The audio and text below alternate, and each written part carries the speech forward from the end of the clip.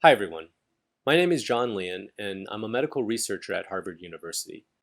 I have a background in infectious disease research, and for over 10 years I studied viral and bacterial diseases and was certified to handle airborne pathogens in a biosafety level 3 containment laboratory. In my career, I've also been involved in the development of novel vaccines and diagnostic toolkits. As you can imagine, I've been asked a lot of questions in recent months concerning COVID-19. While I haven't directly studied COVID-19, and I don't consider myself to be an expert in coronaviruses, I've been asked to give talks, write articles, sit on panels, and even to be an advisor for a healthcare startup focusing on COVID-19. I've tried to help whenever I could, but I've been hesitant to put myself in front of a camera or directly address an audience. One reason is because, in the wake of the current pandemic, the generation of information about COVID-19 and the SARS coronavirus 2 has been so substantial and so fast that it's been extremely difficult, even for medical professionals and scientists, to keep up and figure out which data are accurate. With the news cycle and social media constantly pumping out even more information, I didn't want to add to the confusion that already exists. Plus, there are real experts out there far more qualified than I am, and we should be listening to them, I thought. But perhaps the biggest reason I made the choice not to voice my thoughts before is because over the course of the pandemic, I've become more and more aware that my ethnicity could supersede my role as a scientist, and that my credibility is on trial all the time. I first felt this way a few weeks into the lockdown in Boston. I was attending a virtual conference when, in the course of discussion, someone made the comment that scientific data coming out of China couldn't be trusted, and that we should be wary of all information from Asia. The statement was made crassly, and what's worse, I think it was meant in part to be humorous. But it was said in full view of other scientists in the room who were Asian, including myself. In the past few months around the world, we've watched distrust and discrimination against Asians rise in light of the fact that the novel coronavirus appears to have originated in Wuhan, China. Stories and videos of verbal confrontations and physical attacks against Asians are being shared everywhere these days, making many of us think twice about the meaning of a simple well-wish as, stay safe. Especially now, when we can learn so much from China and other Asian countries who were first in the world to experience COVID-19 endemically, distrust of scientific data and researchers from Asia was not an issue I had prepared for. After that conference, I became sensitive about giving correct information whenever I spoke about COVID-19. For example, when I was asked to write an article for a newsletter, I drove the editor insane because I kept changing and updating my piece up until the very day of publication. I found myself prefacing almost all my sentences with, "It's not certain yet," or "We don't know for sure, but here's what's been reported so far," making sure that I didn't write anything or suggest anything that wasn't backed up by the most recent published research. I felt like the only way to counter people's fears and anger was to make sure that my scientific knowledge and everything I said was unassailable. Even so, my consciousness of my ethnicity continued to grow. I wore face masks and gloves everywhere I went, and I always carried extras with me so that I didn't give anyone a reason to be afraid of me. But every time someone walking toward me crossed the street, or when I felt a glance in my direction at the grocery store, or when someone would ask me another question about a research study coming out of China, I wondered why. And I realized that even though I have faith in science, many other people do not.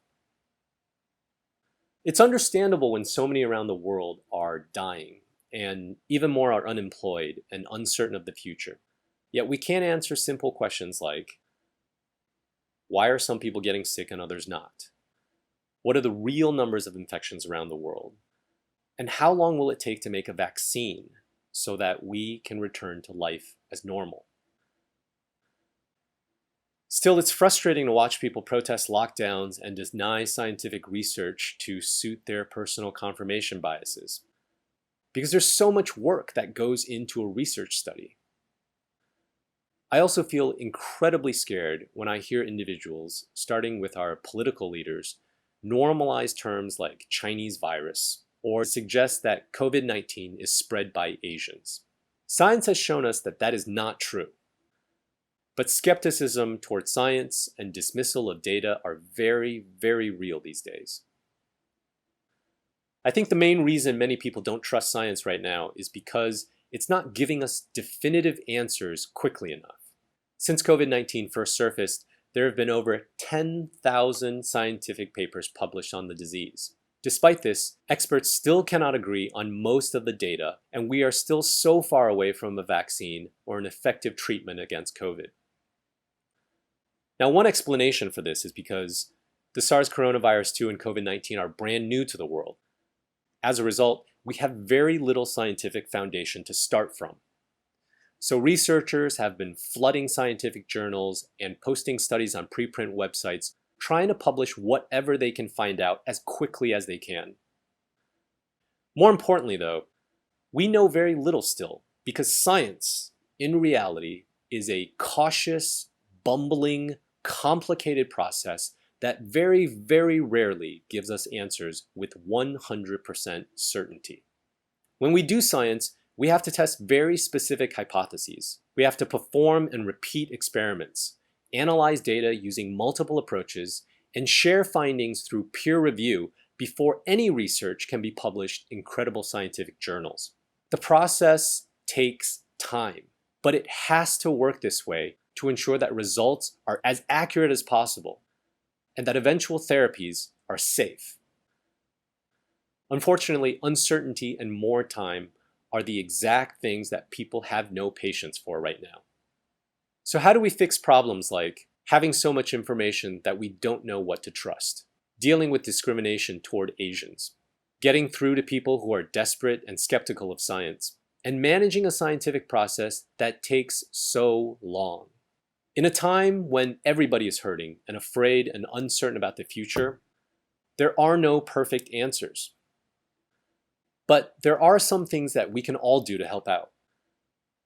First, seek reliable sources of information. If you're interested in progress being made by medical researchers, then I encourage you to take a look at the papers that are linked to news articles and not just read the one-sentence headlines before sharing information. A lot of journals are making access free during the pandemic, so science papers are available to everyone. Now, science papers are not easy to read, but don't feel intimidated. All science publications have a short abstract section at the beginning and a discussion section at the end, which sum up experiments and results without getting too deep into the subject matter. So try to start there. Many scientific journals have news or current event sections that are intended for a wider audience as well. One of my favorites to read is Science Magazine's news section. I also enjoy reading articles by science writer Ed Yong, whose pieces in The Atlantic follow scientific research and hit on other major issues surrounding COVID-19. So those are just a few examples of great sources of information out there. Second, it's important that you stay up to date. If you get an answer to a question, don't let your guard down and just think, well, okay, that's it, I've got the answer. Because we may discover something new tomorrow, or that piece of information about COVID-19 that we think is correct today could be proven incorrect by next week. So refresh your search results often, and be sure to keep your ears open for new studies that are coming out. Next, please take quarantine and lockdown advisories seriously. Wear face masks when you go out in public, because they do protect you, and more importantly, they protect other people around you. And if you hear about something that sounds too good to be true, then question it.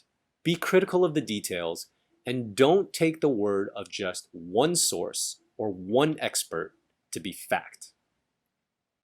Finally, We all know a scientist or physician, so reach out to them and ask questions. It's such an easy thing to do, and trust me, it is no trouble at all. During this pandemic, I've been contacted by high school classmates I haven't spoken to in years. So if you know someone who's an expert, or if you know me, feel free to reach out at any time. Personally, please don't think that it's too late to call or that you'll be bothering me, because chances are I'll be awake at that time anyway, and probably up to no good. I am proud to be an Asian scientist, especially now. And I put my trust in science because I believe thorough data collection, rigorous experimentation, and the correct public health interventions will not only enable us to overcome COVID-19 safely, but it will give us the means to fight ignorance and prejudice. It's a confusing time for everyone, but please know that the global scientific community are rallied together and focused on COVID-19. And when this pandemic is over, we will still be here, working nights and weekends, preparing for the next big thing. So please, believe in us. And please have faith in science.